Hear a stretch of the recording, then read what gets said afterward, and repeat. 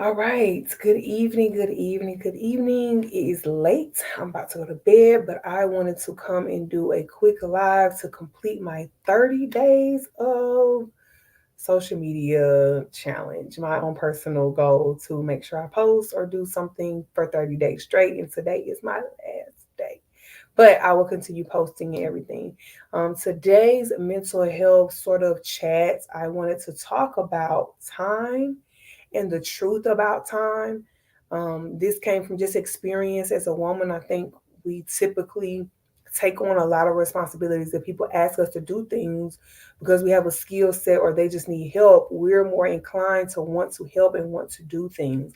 And I was thinking today about that because I'm trying to sort of shift how I think personally about things and and how I agree to things and set boundaries in my own life. And I wanted to share my thoughts with others just to see where people are. And I wanted to make sure that we're really, really, really being honest about the time we have and don't have. So the truth about time is that, there's a set amount of time in a day. But the truth about even that is that we only have but so much capacity to give. And when we give, we're taking away from something else that is a requirement in our lives. So let's say we have a cup, for instance, right? Cup is 8 ounces. Let's say that each thing you do in a day is worth an ounce of your cup, of your water. You got an ounce each thing. So that means you only have 8 things that you can really hold as a capacity to do within the set amount of time that you have in a day. So what tends to happen is we have God, first of all. We got to spend time with God. That's 1 ounce. We end up having family. So let's say you have kids. That's another ounce. Your spouse, which is actually backwards, it should be God, spouse, then kids. That's 3 ounces right there.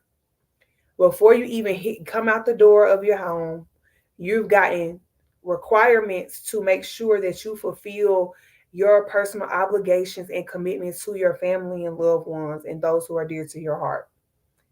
So let's say that is 3 items that you are pouring out of your cup into their cups, right? So then we have 5 left out of an 8 ounce cup. So then you got work, right? That's 4 cups. You've only got 4 other cups left. And what we tend to do is we'll add on something after work. I don't know, that could be a meeting. It could be an extra errand. It could be something that's taking away some extra time for when we get off. It's something that's always happened. The kids got a sports thing, you gotta go to practice, whatever it is. That's another area of our cup. But we got to go back because sometimes we take on additional obligations and responsibilities at work that we need to account for. So, for instance, I work in education. If I'm a club sponsor, that's another aspect of that I need to take into account. If I'm a department chair, that's another aspect of these responsibilities within the day that I need to take into account. And then, God forbid, there's something else that's going on with family. You don't have any personal time for yourself. You've got to make sure mom got taken care of. Let's say you're a caregiver of some sort, like you have to do something additional, or maybe you have a church responsibility. Maybe you got choir practice going on. It's some other sort of meeting and obligation that you need to do. We only have but so much capacity in one day to do. And what I started realizing for myself is that in order for me to feel that extra capacity, and I'm having to take away from myself. I'm having to take away from my self care. I'm having to take away from the people I'm supposed to be caring for, my spouse, the time I'm supposed to be spending with my spouse, the time I'm supposed to be spending with family, in order to do that extra obligation, that extra meeting. And all of those extra things that was taking up my last ounce have really started to get to me as far as mental health wise. Like, no, I need to reserve that last ounce for myself if nothing else. And then I need to be able to say no to other things that pop up, those extra obligations and responsibilities at work. Let's say maybe you shouldn't be department chair for more than a year. Maybe you shouldn't do this extra obligation because what's going to happen is you don't have the capacity for it long term, but you're going to be expected to still meet and fulfill those obligations. And then you're going to feel bad and do a whole guilt trip thing when you have to say no and you can't do it.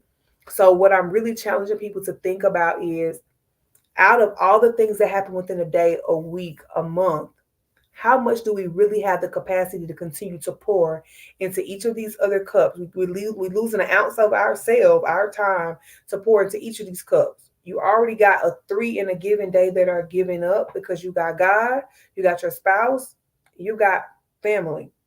Even if you don't have kids, like you have some sort of like family thing to take care of and to nourish.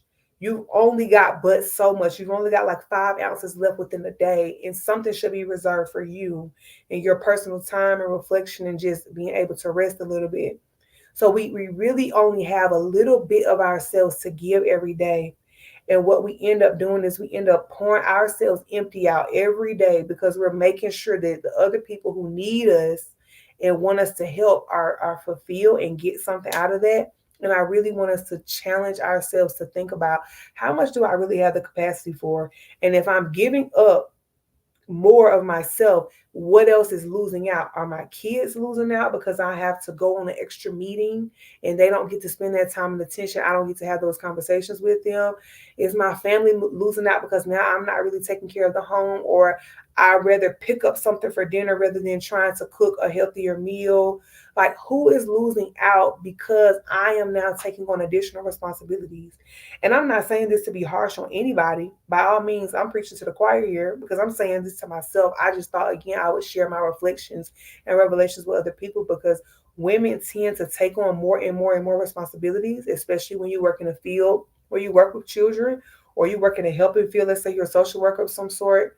Lots of other fields out there, guys. I'm just thinking as far as my purview. You tend to pour out to help other people, and we got to keep something back for ourselves every single day. So you really have to consider, how much do you have to pour out? How much do you really have to give to other people? Because at the end of the day, if you're so tired you can't fulfill any obligations amongst your family and friends, that means you're pouring yourself empty every day. And we have to stop doing that. We have to stop being in the habit of pouring ourselves empty.